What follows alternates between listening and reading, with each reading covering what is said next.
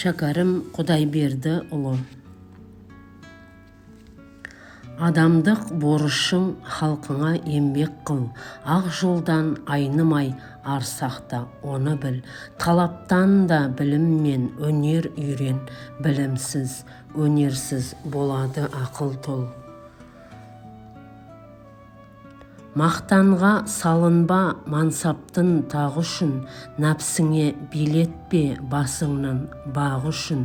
Өміріңді сарп қыл өлгеніңше, жоба тап, жол көрсет келешек қам үшін. Қайтадан қайрылып қауымға келмейсің, барыңды, нәріңді тірлікте бергейсің. Ғибрат алар артыңа із қалдырсаң, шын бақыт осыны ұқ, мәңгілік өлмейсің.